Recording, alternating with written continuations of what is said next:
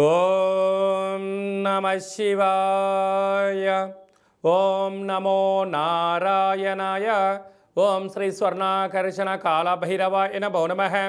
నరదృష్టి నివారణ కాళభైరవాయ నమో నమః. ఓం కాళకాలాయ విద్మహే కాళాతీతాయ ధీమహి తన్నో శ్రీ స్వర్ణాకర్షణ కాళభైరవ ప్రచోదయాతు. హరి ఓం. మా ఛానల్కి స్వాగతం. చూస్తున్న వీక్షకులకు ప్రేక్షకులకు ప్రియ కాళభైరవ భగవద్బంధుకి స్వాగతం పలుకుతూ మమ్మల్ని ఎంతగానో ఆదరిస్తూ ఉండబడినటువంటి ప్రియ సోదరీ మండలకు అందరికీ కూడా వసంత పంచమి మాఘ పంచమి సాక్షాత్ మహాసరస్వతీదేవి అమ్మవారి యొక్క ఆశీస్సులు అందరిపైన ఉండాలని, అందరినీ విద్యావేత్తలుగా, జ్ఞానవంతులుగా, గుణవంతులుగా, సంపన్నవంతులుగా అమ్మవారి యొక్క ఆశీస్సులు ప్రసాదించాలని కోరుకుందాం. 1వ తారీఖు 2వ నెల 2024 నుండి 15/2/2024 వరకు పుట్టినటువంటి వారందరికీ కూడా ముందస్తుగా జన్మదిన శుభాకాంక్షలు. గతంలో వివాహం చేసుకున్న వారికి వివాహ వార్షికోత్సవ శుభాకాంక్షలు. ద్వాదశ రాశుల్లో గ్రహ గమనాల్ని ఒకసారి వీక్షింపచేద్దాం. మేషరాశిలో గురువు, కన్యరాశిలో కేతు సంచార స్థితి, ధనుసు రాశిలో కుజుడు బుధుడు శుక్ర సంచార స్థితి, మకర రాశిలో రవి సంచార స్థితి, కుంభరాశిలో శనిచర స్వామి స్వక్షేత్ర సంచార స్థితి, మీనరాశిలో రాహు సంచార స్థితితో ద్వాదశ రాశుల్లో గ్రహ గమనాలు ఈ విధంగా ఉన్నాయి. 6వ తారీఖున కుజుడు మకర రాశిలోకి ప్రవేశం, 12వ తారీఖున శుక్రుడు మకర రాశిలోకి ప్రవేశం, 14వ తారీఖున రవి భగవానుడు ఏడాది తర్వాత కుంభరాశిలోకి సంచార స్థితి, అక్కడే ఉండబడినటువంటి శనితో కలిపి రవి సంచార స్థితి ఉంటుంది.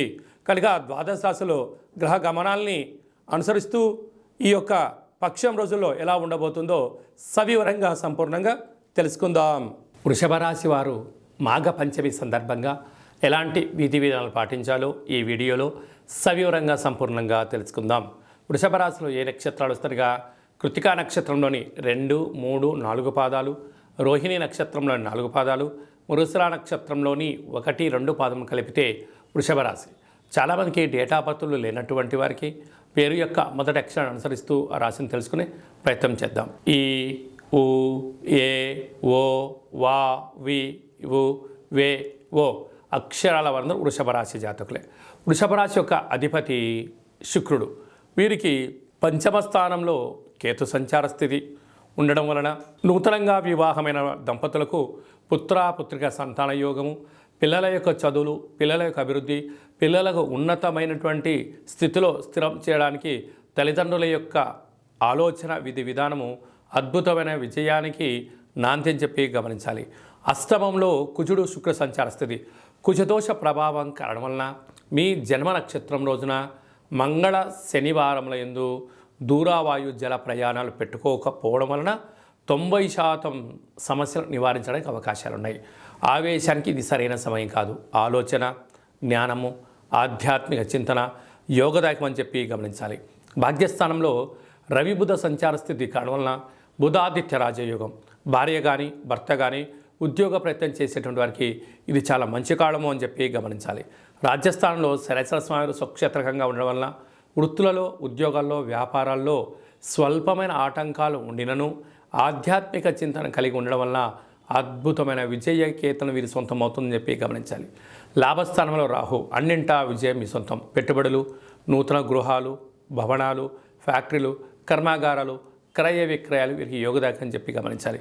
వ్యయంలో దేవగురు బృహస్పతి సంచారం చేయడం వలన కొద్దిపాటి దూర వాయు జల ప్రయాణాలు చేసేటప్పుడు ఆలోచించి చేయడము, సమయం ధనాన్ని వృధా చేసుకోకుండా కాపాడుకోగలిగితే అంతా మంచి కాలం అని చెప్పి గమనించాలి. హోటల్ వ్యాపారస్తులు, స్వీట్ వ్యాపారస్తులు, సాఫ్ట్వేర్ రంగం వారు, రాజకీయ రంగం వారు, వ్యవసాయ సోదరీమణులు, స్కూల్ టీచర్సు, అడ్వకేట్స్, న్యాయవాదులందరికీ కూడా ఇది చాలా మంచి కాలము అని చెప్పి గమనించాలి. ఈ వీడియో మీకు నచ్చినట్టయితే లైక్ చేయండి, షేర్ చేయండి, మా ఛానల్ని సబ్స్క్రైబ్ చేసుకోండి. మేము చేస్తున్న ఆధ్యాత్మిక వీడియోలు అందరికన్నా ముందుగా మీరు చూడాలి అన్నట్లయితే గంట సింబల్ ప్రెస్ చేయండి, అలానే బటన్ కూడా తెలియచేయండి. మీరు ఎవరి క్షేమాన్ని అయితే కోరుకుంటున్నారో లేక మీ క్షేమాన్ని ఎవరైతే కోరుకుంటున్నారో ఈ ఆధ్యాత్మిక సమాచారాన్ని చేరవేసి భగవంతుడి యొక్క ఆశీస్సులు పొందగలరు.